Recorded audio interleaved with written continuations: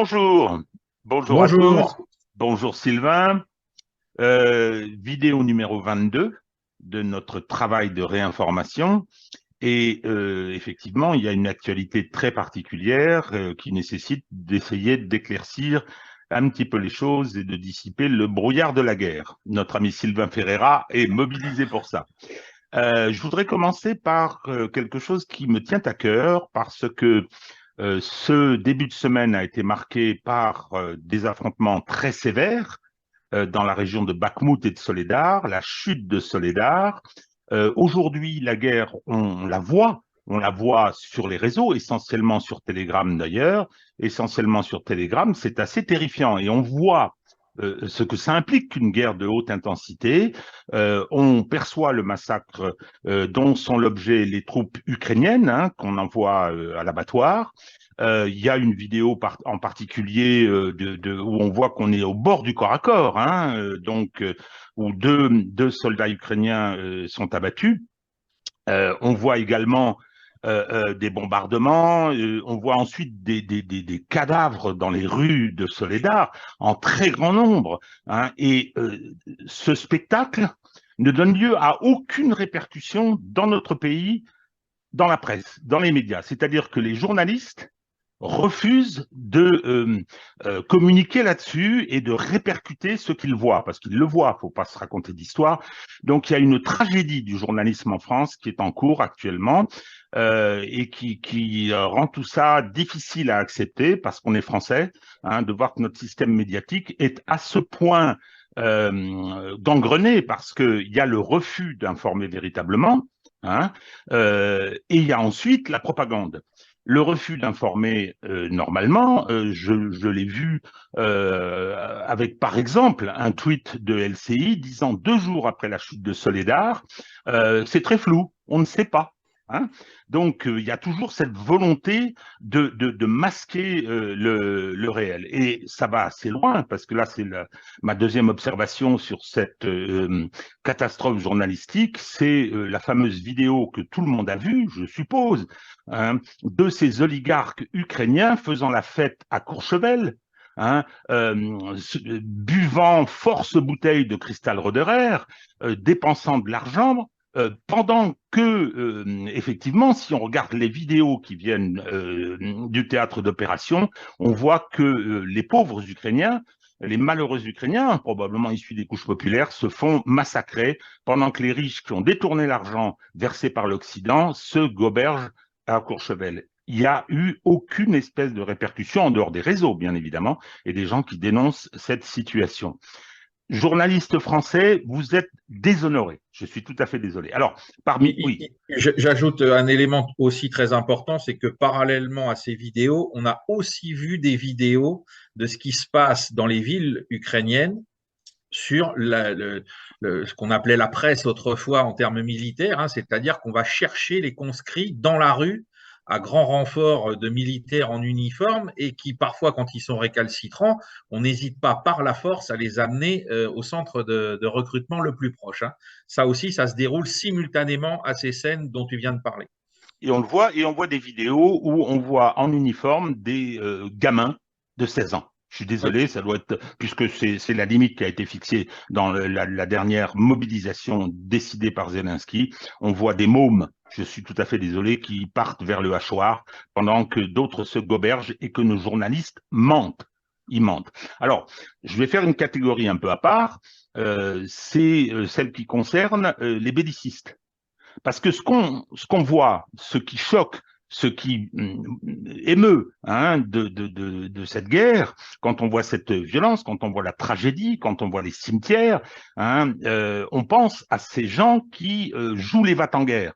Alors on va naturellement citer BHL, mais il y en a d'autres. Hein. On va citer Michel Goya, on va citer, bon, je vais m'arrêter là parce que c'est leur faire trop d'honneur que de donner leur nom, hein, mais voilà des gens qui, planqués derrière leur écran, mentent aux Ukrainiens. Jacques Beau l'a signalé dans une de ses vidéos en disant on leur a beaucoup menti, on leur ment et on leur fait croire que l'Occident va les aider, tu nous en parleras Sylvain, on leur fait croire qu'ils vont peut-être gagner cette guerre, ce qui n'est pas envisageable. Hein. Aux États-Unis, il y a eu le fameux article de Gates et Condoleezza Rice qui disait bien que l'Ukraine allait perdre cette guerre et qu'il fallait effectivement faire un effort particulier pour en assumer les conséquences. Eh bien, tous ces gens-là ont une responsabilité dans ce qui se passe aujourd'hui.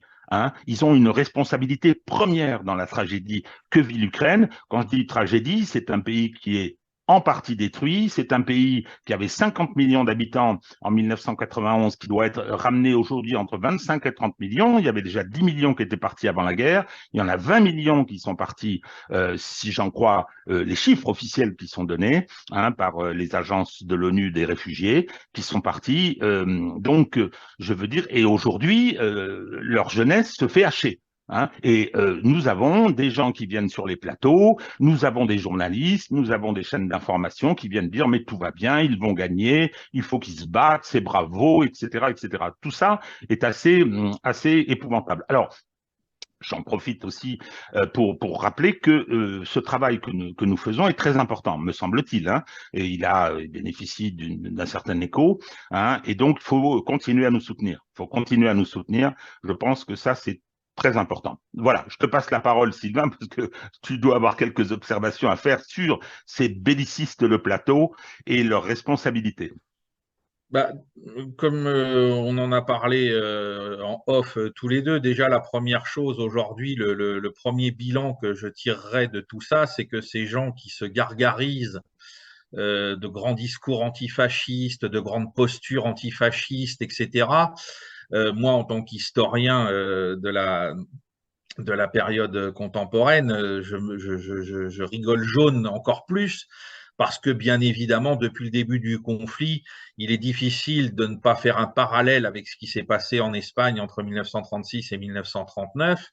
Et aujourd'hui, le bilan à presque un an de guerre en Ukraine, c'est de voir que ces gens-là ne sont même pas les pâles copies de leurs grands modèles héroïques. Cela, hein, à commencer par André Malraux, hein, qui lui n'a pas effectivement hésité, malgré l'absence totale de savoir-faire militaire de sa part, à prendre les armes, et pas n'importe quelles armes, hein, puisqu'il s'est engagé dans une entreprise absolument folle dans l'aviation républicaine, hein, et qu'il a été au contact pour rendre compte, pas seulement pour se battre, mais pour rendre compte de ce qui se passait en Espagne.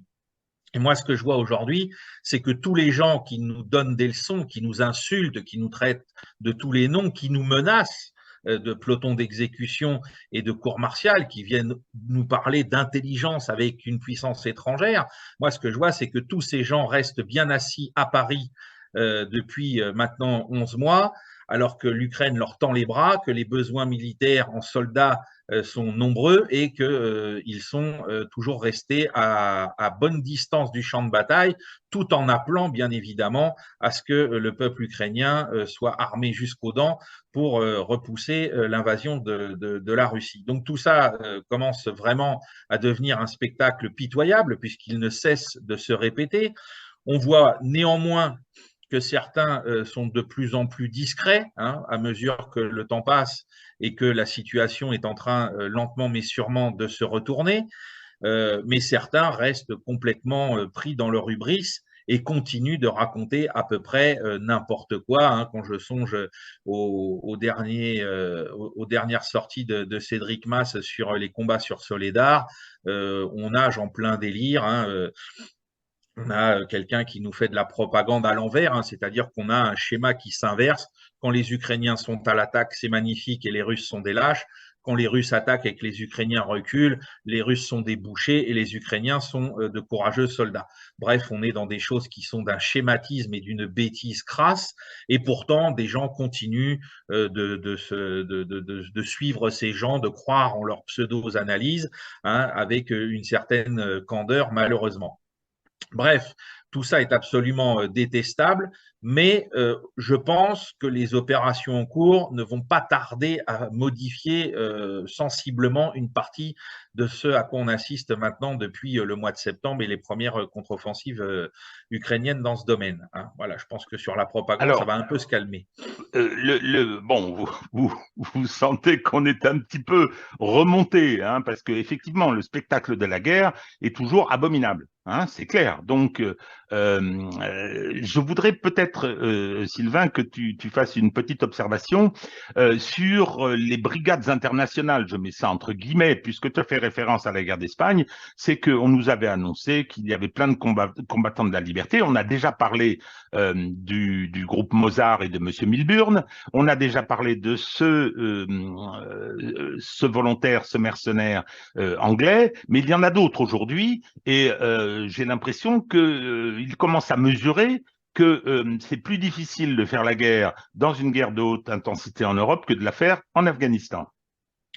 Ah oui, Quitte à oui, la oui, perdre d'ailleurs. Hein. oui, oui, on assiste à une confirmation de ce qui avait été pressenti depuis le début de la Légion internationale au mois de février dernier, hein, puisque très rapidement, cette Légion avait été ciblée par des missiles calibre russes, hein, puisque eux aussi n'avaient pas su éteindre leur téléphone portable en temps et en heure, hein, parce que on a assisté la semaine dernière à des ricanements d'une puérilité, d'une imbécilité en ce qui concerne les soldats russes qui ont été visés dans la banlieue de Donetsk le soir du réveillon. C'est vite oublié que les légionnaires internationaux, anglais, américains, français et que sais-je, ont commis la même erreur au tout début de la guerre et qu'ils en ont subi eux aussi les mêmes conséquences. Bref, donc tous ces gens-là, maintenant qu'ils reviennent du front, maintenant qu'ils ont passé plusieurs semaines à combattre l'armée russe, eh ben, ils se rendent compte que par rapport à tout ce qu'ils avaient déjà vécu pour ceux qui avaient déjà fait la guerre et tout ce qu'ils espéraient faire en Ukraine, eh bien, c'est la grande désillusion puisqu'ils s'affrontent à une armée moderne, à une armée européenne et non pas à des pauvres civils qui ont été obligés de prendre les armes pour défendre leur pays et que cette armée moderne, eh ben, elle dispose probablement du plus grand parc d'artillerie du monde, hein, qu'elle dispose d'obus à satiété pour pouvoir mener des bombardements, ne serait-ce que de harcèlement au cours de chaque journée de combat, et qu'elle a une aviation qui est capable d'intervenir lorsque c'est nécessaire, ce qui n'est pas le cas de l'aviation ukrainienne, ce qui n'est pas le cas de l'artillerie ukrainienne. Et donc, ces gens qui pensaient faire une guerre facile, qui pensaient aller casser du russe, eh ben, se retrouvent face à une dure réalité qui est en plus multipliée, cette dure réalité, parce qu'ils ont découvert de l'état de l'armée ukrainienne et de l'État ukrainien. C'est-à-dire que, comme l'a dit Milburn, l'Ukraine est un État failli, un État corrompu. L'armée ukrainienne est incapable de mener une guerre moderne sans l'assistance, justement, des officiers occidentaux et des moyens de l'OTAN. Hein, ça ne veut pas dire que ces soldats ne sont pas courageux, mais que pour coordonner tout ça, ils n'en ont pas les moyens. Et qu'aujourd'hui, ben, ces mercenaires étrangers qui ont compris les difficultés et l'absence de solutions victorieuses pour eux ont préféré reprendre leurs billes et s'en aller.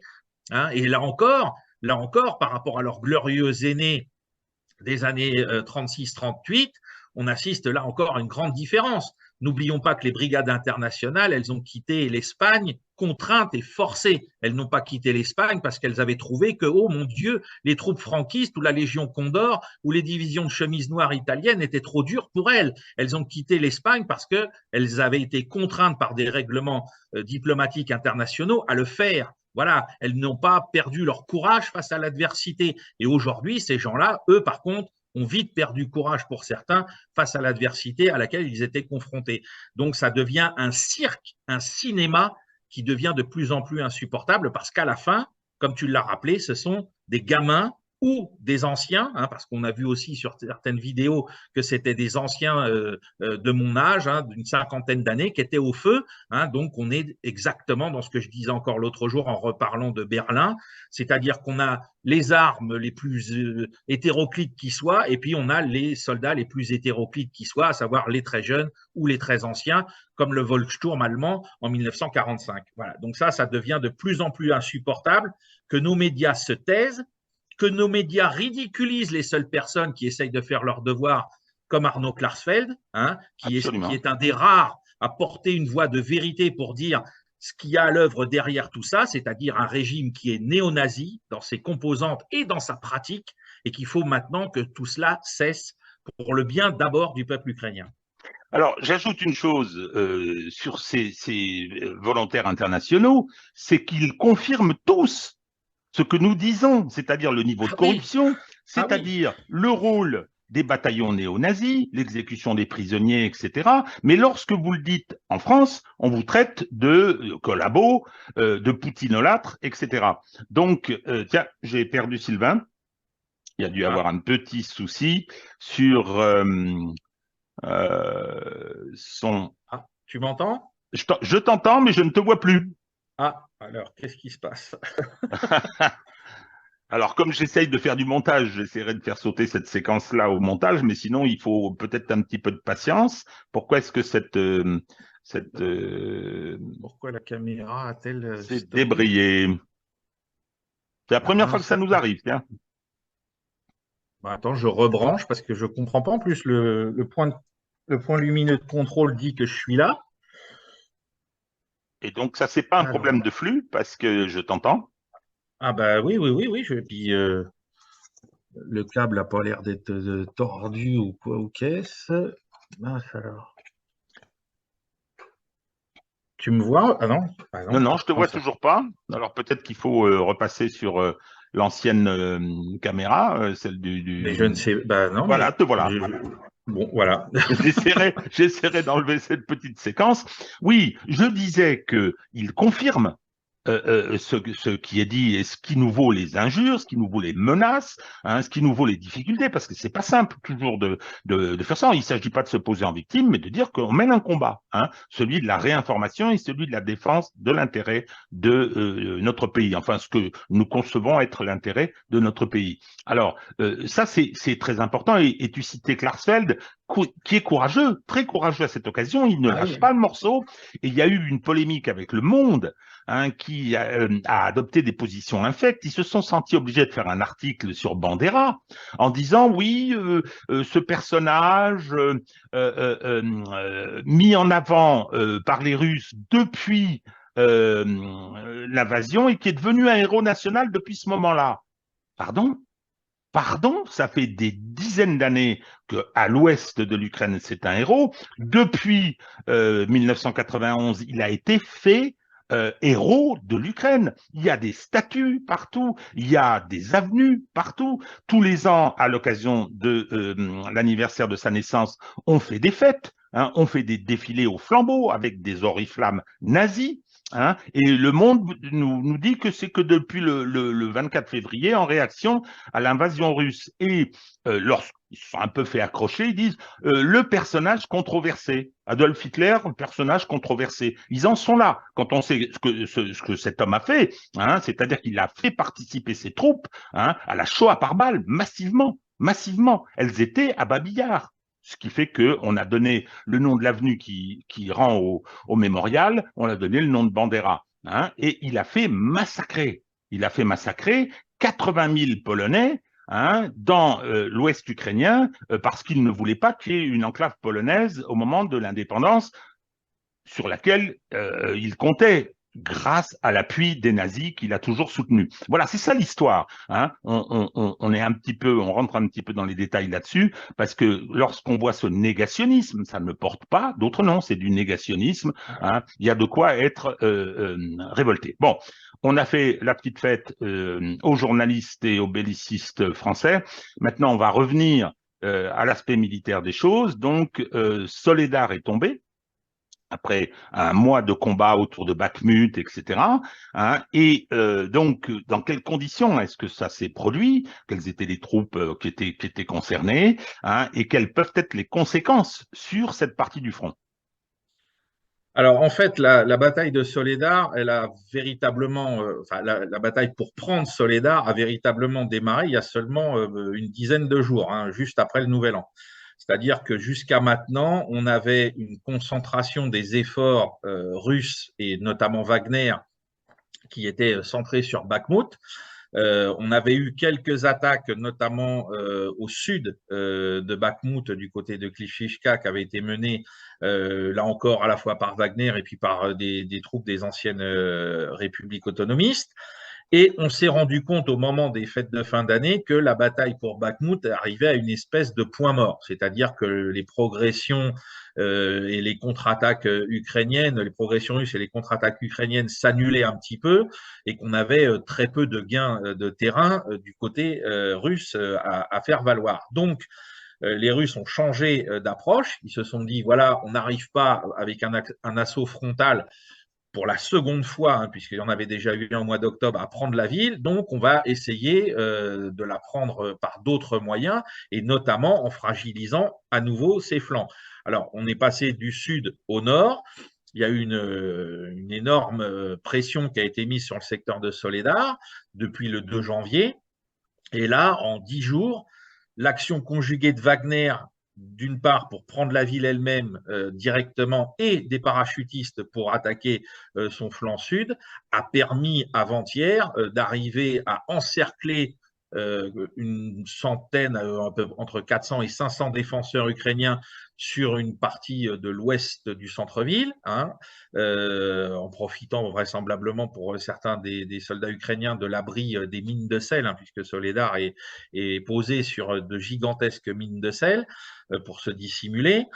Et depuis maintenant environ 36 heures, on assiste à la réduction des dernières poches de résistance et à l'anéantissement de tout îlot de résistance que les Ukrainiens voudraient encore faire valoir. Voilà, on a parlé d'une éventuelle contre-attaque ukrainienne hier. Pour le moment, elle ne s'est absolument pas manifestée. Et étant donné que les Wagner se sont emparés d'un des points les plus hauts de la ville, ils dominent les environs et je vois mal une contre-attaque se développer sans qu'elle se fasse stopper, entre guillemets, dès la ligne de départ, étant donné le paysage qu'il y a autour de la ville. Voilà. Donc, à partir de ce moment-là, la prise de Soledar et du sud, hein, parce que ça aussi c'est important, il ne faut pas dénier aux parachutistes russes leur succès. La partie sud de la ville, notamment la voie ferrée qui relie Soledar à Bakhmout et même à Seversk, elle a été coupée. La route qui mène de Seversk à Bakhmout par Soledar est à moitié coupée ou sous le feu des Russes. Et donc, aujourd'hui, on va avoir un choix qui va devoir se manifester du côté russe, c'est que fait-on de cette victoire? Que fait-on de la prise de ce nœud défensif, hein? Ça remonte à nos toutes premières vidéos cet été. J'avais expliqué que le nord du Donbass était défendu par trois agglomérations, Seversk, Soledar et Bakhmout. Donc, on a vu que Bakhmout n'était pas tombé, Seversk n'est l'objet d'aucune attaque depuis très longtemps. Là, c'est Soledar au milieu qui est tombé. Et donc, ça laisse aux Russes la possibilité de mener des assauts dans 3 directions.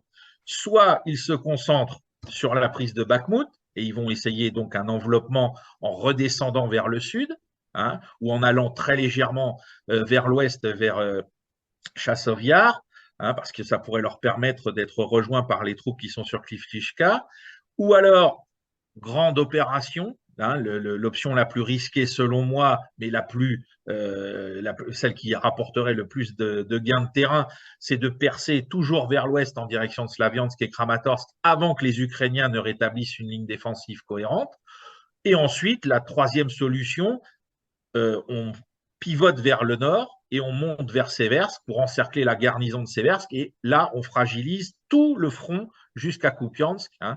C'est-à-dire que Seversk, ensuite, c'est Krasny Liman et Kupiansk. Et on force les Ukrainiens à repasser sur la rive occidentale de l'Oskol. Voilà. En perdant ainsi environ 30 à 40% de ce qu'ils avaient regagné dans la contre-offensive de Kharkov-Izium au mois de septembre-octobre dernier. Donc ça, c'est les options qui sont sur la table pour les Russes. Donc, laquelle vont-ils choisir? C'est difficile aujourd'hui de le dire parce qu'on n'a pas d'informations sur les troupes qui seraient en réserve, en arrière de Soledar du côté russe. On n'a pas d'informations sur l'état des unités ukrainiennes qui sont maintenant qui ont été bousculées de Soledar et qui tiennent un front qui est bancal parce que non organisé pour le moment.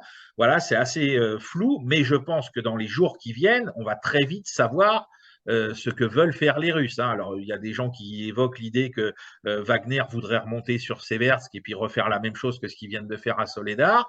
Hein. C'est vrai que là, les Wagnerites peuvent se vanter d'avoir pris la ville tout seuls. Bon, il ne faut pas oublier, je le disais, hein, l'action des parachutistes sur le flanc sud, ça les a bien aidés à détourner des moyens ukrainiens pour leur permettre de prendre la ville.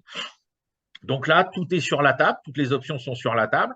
Je pense qu'en prenant le point central, les Russes se sont offerts finalement le choix du roi, hein, puisque là, c'est plus facile pour eux de choisir dans quelle direction ils veulent aller, et surtout pour les Ukrainiens, c'est plus difficile de déceler vers quel secteur va se diriger la prochaine attaque.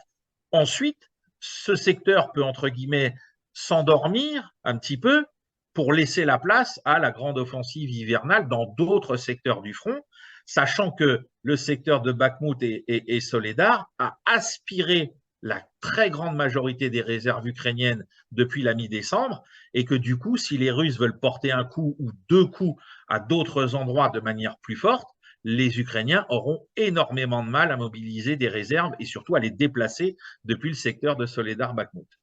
Alors, on va revenir sur cette fameuse hypothèse de l'offensive hivernale, qui est attendu par beaucoup de gens. J'avais même lu, je ne sais plus si j'en ai parlé la dernière fois, un article qui faisait état des paris des chauffeurs de taxi en Inde sur la survenance de cette offensive.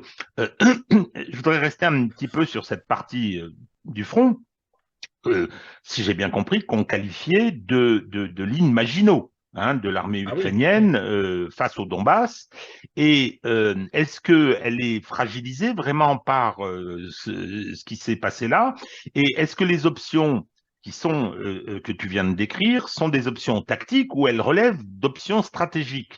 Je ne sais pas si on peut faire ce distinguo concernant ce qui est en train de s'y passer. Alors, Soledar faisait effectivement partie de ce système défensif hyper puissant qui avait été mis en œuvre depuis que le front s'est figé dans ce secteur-là. Maintenant, les options qui sont sur la table, c'est pas des options tactiques, c'est des options opérationnelles. Hein. C'est-à-dire que là, sur ce secteur, les Russes ont le choix, comme on essaiera de l'expliquer dans une prochaine vidéo sur ce qu'est l'art opératif. Maintenant, les Russes, ils peuvent introduire une grande force blindée mécanisée sur les arrières ukrainiens, soit donc vers le sud, vers l'ouest ou vers le nord, pour pouvoir exploiter ce succès tactique de manière opérative. Voilà. Donc, l'intérêt, c'est que derrière Soledar, il y a un terrain qui est relativement facile pour faire rouler donc des chars, des transports de troupes blindées, etc., qui est d'autant plus facile qu'il y a peu d'agglomérations. Hein. Les prochaines agglomérations, c'est Slaviansk et Kramatorsk. Hein. Dans l'intervalle, il n'y a que des petits villages sur lesquels on peut toujours créer quelques noyaux, quelques hérissons de résistance, mais qui ne pourront pas tenir le temps qu'a tenu Soledar ou que tient encore Bakhmout. C'est pas possible. Hein. Donc là, si les Russes veulent se déverser entre guillemets dans cet espace, ils peuvent très rapidement atteindre avec des pointes blindées Kramatorsk et Slaviansk. Ça ne veut pas dire qu'ils peuvent prendre ces villes-là comme ça sans coup férir, parce qu'elles sont très bien mises en état de défense, elles aussi, et depuis très longtemps. Hein, parce que n'oublions pas que quand les Russes tenaient le secteur d'Izium, la menace sur Slaviansk et Kramatorsk était à quelques kilomètres. Donc ce sont deux villes qui sont absolument et totalement, elles aussi, fortifiées. Mais les Russes peuvent se porter à leurs abords en moins d'une demi-journée s'ils décident aujourd'hui de se déverser massivement depuis Soledar vers l'ouest. Maintenant, est-ce que c'est l'option qu'ils ont retenue? Ça, c'est impossible de le dire en l'état des informations qui circulent sur les réseaux aujourd'hui. Bon, j'ai posé la question, je connaissais la réponse, tactique ou stratégique, et donc tu as répondu opérationnel. Non, pourquoi je l'ai posé comme ça, cette question, pour nos auditeurs, c'est que on nous a dit, depuis que cette bataille a commencé, parce que c'était une bataille différente de celle de Mariupol, que je crois que tu connais un peu, donc, la présentation qui nous en était faite par le célèbre Michel Goya était que Bakhmout n'avait aucun intérêt. Et que c'était par conséquent finalement des escarmouches tactiques. Et on ne comprenait pas pourquoi les Russes s'acharnaient à essayer d'enlever cette région du front. Voilà. Donc, Pour ce qui concerne ces événements récents, je répète une fois de plus que tout ça est très meurtrier, que les Ukrainiens ont probablement permis, toutes causes confondues, hein, si j'ai bien compris, pas loin de 15 000 hommes, hein, entre tués au combat, blessés, prisonniers, disparus, ce qui est colossal, hein, à l'échelle de ce malheureux pays, hein. Donc voilà donc quelle est la situation. Et après ces événements qui ont eu un certain retentissement, hein, LCI, que je cite à nouveau parce que parfois c'est vertigineux, hein, dit Soledar, enfin une victoire russe. Hein, depuis le 24 février. Ils ont oublié Mariupol, ils ne savent pas où c'est. Hein, ils ont oublié que 20% du territoire a été conquis très rapidement, etc. Bon, enfin, toujours est-il que on apprend hier un remaniement du haut commandement russe de l'opération militaire spéciale. Alors, qu'est-ce qui s'est passé, Sylvain? Eh ben, on a eu un petit jeu qu'on pourrait qualifier de chaise musicale, c'est-à-dire que le général Sorovikin est devenu l'adjoint du général Gerasimov, hein, qui est un des personnages les plus importants, hein, de la nomenclatura de l'armée russe, hein, puisque non seulement c'est un officier général, chef d'état-major, mais surtout parce qu'il fait figure de grand penseur de la modernisation de l'armée russe depuis le début des années 2000, hein, qu'il a la réputation d'être quelqu'un qui réfléchit beaucoup à la transformation de la guerre par rapport à la modernité, par rapport aux problèmes de guerre hybride contre le terrorisme, etc. Questions qui se sont posées de manière très concrète pour les Russes en Syrie. Donc, on a là aujourd'hui le sentiment, puisque c'est lui le grand penseur et que c'est lui le grand artisan de la modernisation, qu'en passant l'ensemble des forces qui sont concernées par l'opération militaire spéciale sous son commandement, on va assister à une accélération des opérations militaires sur le terrain. Hein, on ne comprendrait pas pourquoi d'un seul coup, alors que ce personnage est là depuis le début de la guerre en Ukraine, pourquoi d'un seul coup prendrait-il le commandement de ce groupe de forces à la place de Sorovikin qui a fait son travail, hein, en tant que chef de l'opération militaire spéciale, qui a été capable d'obtenir un repli qui a même été salué récemment par le général Desportes dans le secteur de Kherson en sauvant son corps de bataille d'environ 25 000 hommes. Hein. Donc aujourd'hui, on se dit, voilà, Sourovikine devient adjoint, on a aussi le chef d'état-major de l'armée de terre qui devient adjoint lui aussi, et puis voilà, Gerasimov qui prend à sa charge l'ensemble des opérations, ce qui signifie qu'on va quitter l'espace d'un front réduit sur le Donbass, hein, à mon avis, et qu'on va assister à des choses qui vont se redéployer géographiquement sur des espaces un petit peu plus importants et qui vont mobiliser des unités de manière bien plus importante que ce à quoi on assiste depuis maintenant le début de l'été dernier, quoi. Voilà, hein, et que là, Alors, la mise en œuvre de la mobilisation partielle va enfin peser sur le champ de bataille. Je voudrais donner ma vision, qui est celle du profane, hein, de ce qu'on a appris hier. J'ai pensé que c'était quelque chose de très important. Et donc, voilà, ma vision et la façon dont je perçois ce qui s'est passé. D'abord, on donne le commandement de l'opération au patron de l'armée. Hein, c'est le patron. Certes, il y a un ministre de la Défense qui s'appelle Shoigu, mais c'est le patron et un penseur. Hein, Zalouzny, qui est le chef d'état-major de l'armée ukrainienne, dit qu'il lit et qu'il connaît Gerasimov. Hein. Donc, on donne ça au patron.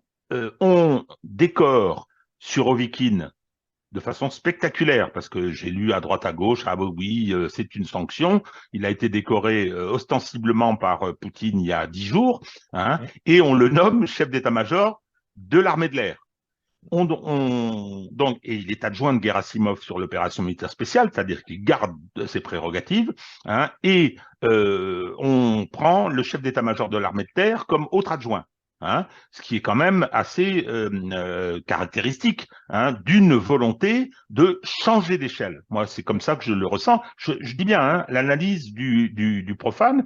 Concernant Surovikin, si on regarde un petit peu le déroulé depuis un an, effectivement, il y avait un problème. Alors, les raisons de la survenance de ces problèmes sont diverses, mais il y avait un problème avec les contre-offensives ukrainiennes, otano-ukrainiennes, il y avait un problème, et donc on a demandé à Surovikin, finalement, qui est un aviateur, hein, par effectivement le traitement, les bombardements des infrastructures critiques, etc., hein, les réajustements nécessaires, comme à Kherson, hein, eh bien, on lui a demandé d'accomplir une tâche qui permettait de gagner du temps et de procéder, hein, à la mobilisation et à la formation des gens mobilisés.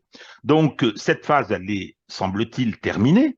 Elle est terminée. Hein, donc, maintenant, comme disait Poutine, c'est une question, hein, de ma part, hein, est-ce qu'on doit penser à ce que disait Poutine il y a quelques semaines, sinon quelques mois, vous n'avez encore rien vu. Hein. Donc, Oui. est-ce que là, justement, la mission de Surovikin spécifique qui lui avait été confiée est terminée, la mobilisation est faite, le dispositif est en place, et maintenant, on va passer à autre chose. Alors, à quoi, j'en sais rien. Et puis, histoire, un petit peu, parce que je pense que les Russes s'y amusent. Hein, en Occident, tout le monde est sur le qui-vive, quoi. Hein, il y a de la Ah tension, oui. hein, il y a du stress, hein, en se demandant qu'est-ce qui va se passer. Maskirovska, hein, on a appris que tous les navires qui étaient avaient quitté, pas tous les navires, mais beaucoup de navires de guerre avaient quitté leur port d'attache en mer Noire.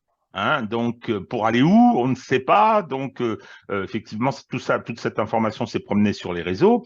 Donc, et c'est là où je pense que il faudrait un petit peu savoir quelles sont finalement les options, parce que pour essayer d'anticiper, tout en étant prudent, en disant c'est pas parce que Sylvain va nous dire qu'il y a cette possibilité ou cette possibilité qu'ils vont pas en sortir une quatrième de leur chapeau, hein, on ne sait pas. Donc, mais quelles seraient de façon rationnelle les opportunités à leur disposition? Alors, je profite de ta question pour faire un rappel méthodologique à nos auditeurs. Hein. Tout ce que je dis ici, je le dis en fonction des seuls éléments objectifs en notre possession. Et je dis bien en notre possession. C'est-à-dire que c'est tout ce qu'on peut trouver sur Telegram, sur différents réseaux, etc. Hein, il y a plein d'éléments que je ne connais pas et donc dont je ne peux pas me servir pour analyser la situation. On l'a vu cet été. Alain Juillet nous a expliqué qu'il y avait eu des négociations entre les Russes et les Ukrainiens tout au long de l'été. Cet été, nous n'avions pas cette information et donc, pour moi, il me paraissait absolument étrange que les Russes ne mettent pas un coup d'épaule dans le dispositif ukrainien après les victoires de Lysychansk et Severodonetsk. Voilà. Donc, aujourd'hui, tout ce que je dis depuis le début de nos vidéos et tout ce que j'ai pu écrire, c'est en l'état de ce que nous avons à disposition, nous tous, via les réseaux et rien d'autre. Hein. Je ne suis pas renseigné par le SVR ni par le GRU et donc je n'ai pas d'informations supplémentaires. Hein. Voilà. Moi, je ne suis pas comme d'autres, peut-être avec des informations qui proviennent de l'OTAN ou qui proviennent de services secrets de puissances occidentales qui laissent fuiter telle ou telle information. Hein. Voilà. Donc, ceci étant rappelé, je pense en l'état que la meilleure solution pour les Russes, c'est d'en finir avec l'outil qui permet à l'État ukrainien tel qu'il est de perdurer, c'est-à-dire son armée. Et pour en finir avec cette armée, eh bien, il faut l'encercler globalement, la neutraliser par cet encerclement et ainsi mettre un terme aux opérations militaires et à la guerre. Hein. Ça ne veut pas dire qu'il y aura automatiquement une solution diplomatique. Hein. Je reviens à ce qu'on avait dit la dernière fois en prenant l'exemple de la guerre de Corée. La guerre de Corée, les combats sont éteints depuis 1953, Dieu merci, mais la guerre n'a toujours pas trouvé de règlement diplomatique. Et je pense qu'en ce qui concerne l'Ukraine et la Russie, c'est vers ça que nous allons nous diriger à terme, hein, c'est-à-dire que les combats vont cesser, probablement donc à l'avantage des Russes, et que la guerre, elle, par contre, sur le plan diplomatique, rencontrera beaucoup plus de problèmes pour avoir un règlement sous les formes habituelles d'un traité international reconnu par l'ONU, etc., etc. Donc, pour neutraliser cette armée, bah, depuis le début, on le dit, hein, il faut une pince au sud qui vienne du secteur au nord de Mariupol, et puis une pince qui descend du nord le long de l'Oskol pour enfermer l'armée ukrainienne là où elle est. Voilà, ça paraît très simple, mais effectivement, vu la concentration, vu l'aspiration des réserves ukrainiennes dans le secteur de Bakhmout-Soledar depuis la mi-décembre, entre guillemets, ça aura facilité la tâche de l'état-major russe, hein, parce qu'avant, quand on avait encore le front actif du côté de Kherson, ou même celui du côté de Kharkov, on avait un étirement, y compris de la puissance militaire russe, qui était déjà bien diminuée parce que les Russes avaient engagé peu de moyens par rapport à un front aussi étendu. Donc aujourd'hui, la réduction du front, elle leur a permis deux choses. D'une part, comme tu le rappelais, de gagner du temps, puis maintenant, de simplifier quelque part la façon dont on peut s'attaquer à l'armée ukrainienne pour la neutraliser. Alors, certains évoquent une autre piste que celle, donc, secteur de l'Oskol au nord vers Kupiansk, secteur donc d'Ougledar au sud. Certains parlent du problème biélorusse. Alors, pour moi, ça c'est vraiment mon interprétation totalement personnelle, la Biélorussie, ça fait partie de la Maskirovka. C'est-à-dire que là, les Russes prennent les Ukrainiens pour des idiots, jouent avec leurs nerfs. Hein, n'oublions pas que les Russes s'amusent à faire décoller de Gomel des MiG-31 équipés de missiles Kinjal environ tous les 2 jours pour forcer des alertes aériennes à se mettre en place dans l'ouest de l'Ukraine. Hein, parce que les Ukrainiens ne peuvent pas savoir si les Kinjal sont armés, si ce sont des vols d'entraînement ou si ce sont des vols qui vont aboutir au tir d'un missile sur des infrastructures de l'armée ukrainienne ou des infrastructures énergétiques ukrainiennes. Donc pour moi, tous les mouvements de troupes, toutes les concentrations de troupes et leur médiatisation en Biélorussie, c'est pour mobiliser des Ukrainiens à la frontière nord et c'est tout. Mais c'est déjà beaucoup, parce que là encore, ça étire les dernières réserves dont dispose l'armée ukrainienne loin du Donbass. Voilà. Et ensuite, parce qu'en termes de voies de communication, en termes de voies d'accès, il est beaucoup plus facile de nourrir la bataille et l'encerclement depuis des zones qui sont proches, notamment au sud de Rostov-sur-le-Don ou de Belgorod et Koursk au nord, que de le faire à travers la Biélorussie si on veut à nouveau attaquer Kiev ou attaquer Soumy ou Tcherniv. Voilà. Pour moi, c'est comme ça que, à l'économie et avec la nécessité donc de rassembler 2 Schwerpunkts pour encercler l'armée ukrainienne, je vois les choses se développer de cette manière-là. Maintenant, voilà, c'est de la prospective. Hein, je ne suis pas devin, hein, mais personnellement, je pense que ce serait la solution la plus efficace et la plus radicale pour en finir avec ce conflit. Alors, la lecture qu'on peut avoir de ce conflit qui va bientôt effectivement durer depuis 1 an, hein, d'ici 1 mois et demi, il y a eu plusieurs phases. D'abord, je pense, je peux me tromper, hein, je pense que si les accords de Minsk avaient été appliqués, ils n'auraient pas eu lieu. Hein, je pense qu'il y aurait. Alors, ça ne veut pas dire que ça aurait été simple, mais je pense que cette guerre aussi violente n'aurait pas eu lieu, n'aurait pas commencé. Deuxièmement, lorsqu'elle a commencé, il y a eu des erreurs, semble-t-il, hein, d'appréciation et d'évaluation des Russes qui ont dimensionné un corps expéditionnaire pas très nombreux, hein, et qui ont misé sur la négociation assez rapide, un petit peu un pistolet sur la tempe de Zelensky, ce qui avait été accepté dans un premier temps, hein, et ensuite refusé sur pression des Occidentaux, parce que les Occidentaux, semble-t-il, toujours, voulait aller au bout de cette offensive, au bout de cette politique vis-à-vis de la Russie commencée il y a déjà fort longtemps. Bien. Après ce premier échec, les enjeux ont augmenté du côté russe. Les enjeux ont augmenté. Hein, et il faut écouter ce que dit Lavrov. Hein, il dit qu'il faut tenir compte de ce qui s'est produit, il faut tenir compte du réel. Il a raison de dire ça. Ensuite, il y a eu les tentatives de négociation du mois d'août, hein, qui sont difficilement réfutables, et là aussi, elles n'ont abouti à rien. Après, il y a eu les révélations de Mme Merkel et de M. Hollande, selon lesquelles ils n'avaient jamais eu l'intention d'appliquer ou de faire appliquer, parce qu'ils n'étaient pas partie signataire, de faire appliquer les accords de Minsk. Ils en étaient les parrains. Hein. Il l'avait fait entériné par une résolution du Conseil de sécurité de l'ONU. Excusez du peu. Hein. Toujours est-il qu'ils viennent de nous dire non, non, non, c'était pour permettre à l'Ukraine de s'armer et de poursuivre la guerre avec la Russie, parce que je suis désolé, je n'interprète pas leurs paroles, c'est à peu près explicitement ce qui est dit. Bien. Donc, là aussi, derrière, les enjeux ont augmenté, parce que les Russes disent pourquoi voulez-vous qu'on discute avec ces gens-là?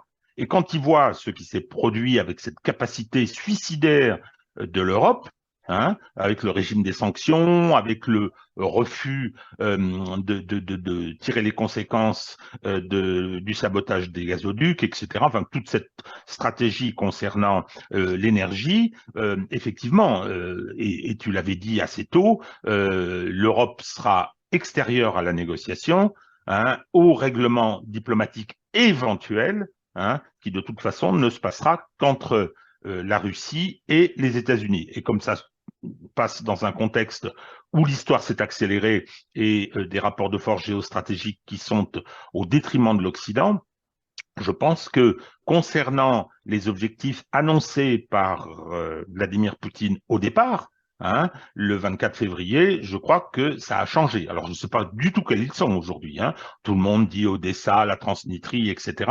Mais je pense que les enchères ont sérieusement monté.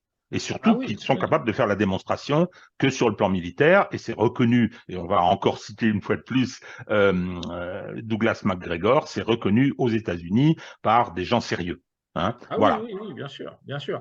Oui, on n'a plus du tout la même configuration qu'au départ. Effectivement, il y a eu une faille au niveau du renseignement russe entre le SVR et le GRU au sujet de l'armée ukrainienne. Hein. Ils se sont focalisés sur ce qui s'était passé en Crimée. Hein, c'est-à-dire qu'une partie des troupes ukrainiennes qui stationnaient en Crimée en 2014 ont décidé de rallier la Russie. Hein. Ça a fait l'objet ensuite à Mariupol, 8 ans plus tard, de combats fratricides, hein, je le rappelle. Hein. C'est-à-dire que les Marines ukrainiens qui ont défendu Mariupol se sont opposés à d'autres camarades avec lesquels ils étaient encore sous le même uniforme avant 2014. Il faut comprendre ces choses-là. Et donc, pareil, hein, les troupes autonomistes des deux républiques de Lugansk et de Donetsk, hein, ce sont des soldats ukrainiens nés dans le Donbass qui ont enlevé le drapeau ukrainien de leur manche et qui se sont mis à se battre contre l'armée ukrainienne restée fidèle au Maïdan. C'est ça ce qui s'est produit. Et les Russes se sont laissés avoir à cette idée que le 24 février, ils allaient retrouver la même situation dans plein d'autres endroits en Ukraine, et notamment dans le secteur de Kharkov, où il y a une grande majorité de russophones, où là encore, ils pensaient qu'ils allaient retrouver des soldats ukrainiens qui allaient enlever leur drapeau ukrainien, parce que le régime de Zelensky, on l'avait dit avec les Pandora Papers, c'est un régime corrompu, qu'il ne tient pas.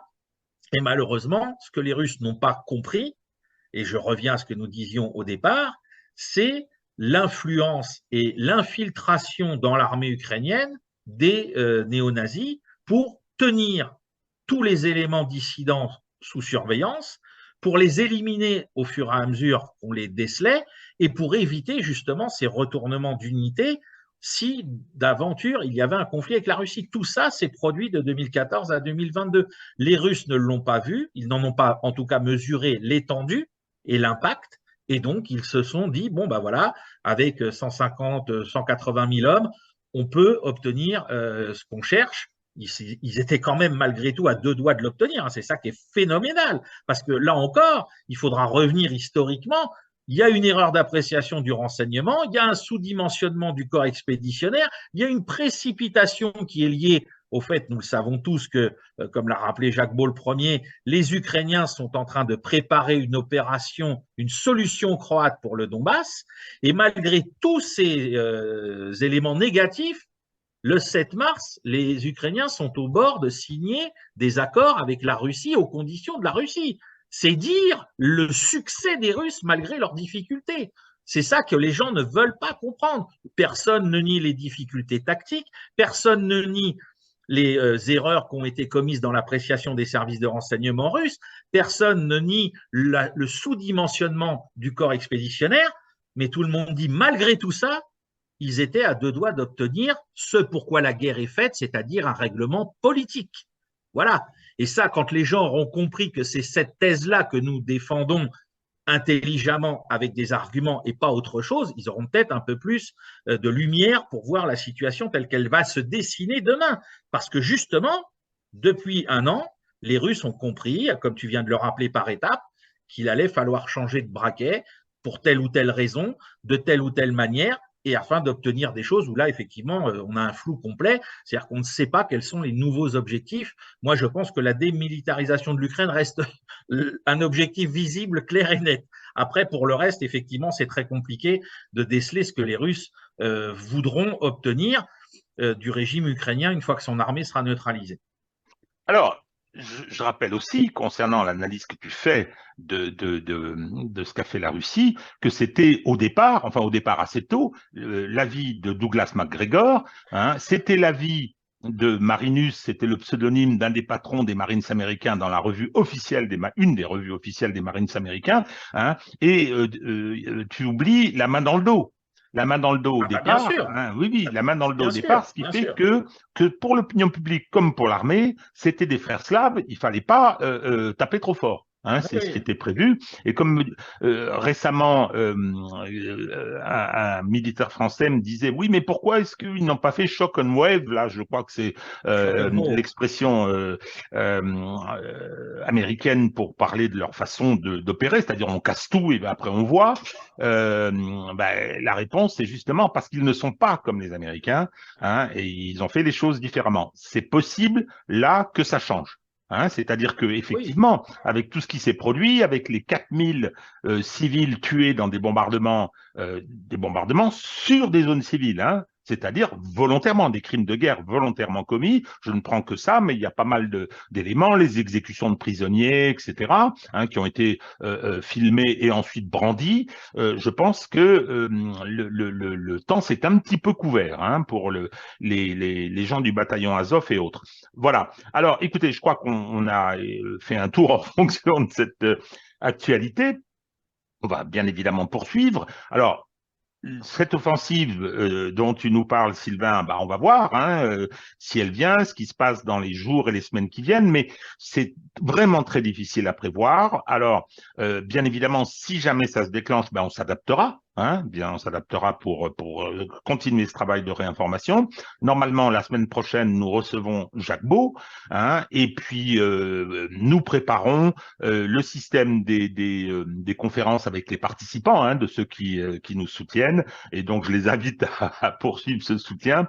Et nous préparons, et là, c'est le pensum de Sylvain, la conférence sur l'art opératif. Je crois que c'est très important. Là, je réitère ma pression. Hein. Le pauvre Sylvain, il a 2 livres en rédaction en parallèle, c'est pas évident, hein, et sur des sujets qui n'ont rien à voir avec Et, ce dont nous parlons. par contre, pour notre public, et puis pour tous ceux qui viennent des fois nous voir pour dire pique-pendre à notre sujet, je vais faire une prédiction, par contre, et là, je vais être très ferme et très définitif dans cette prédiction.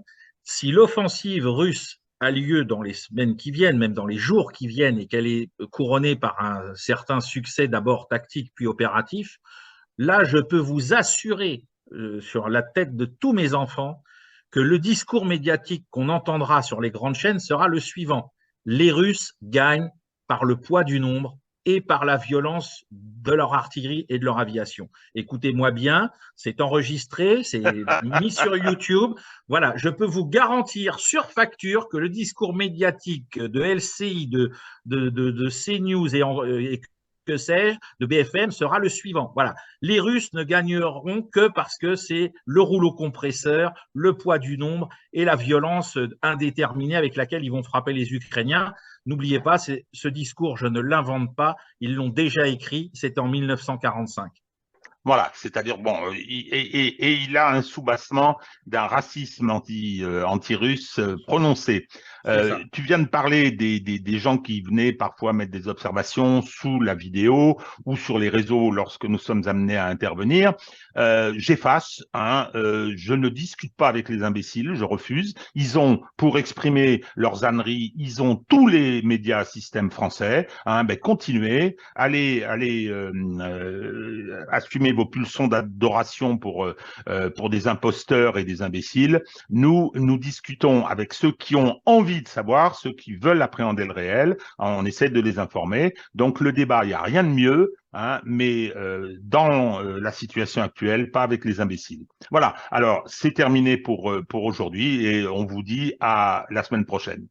À la semaine prochaine.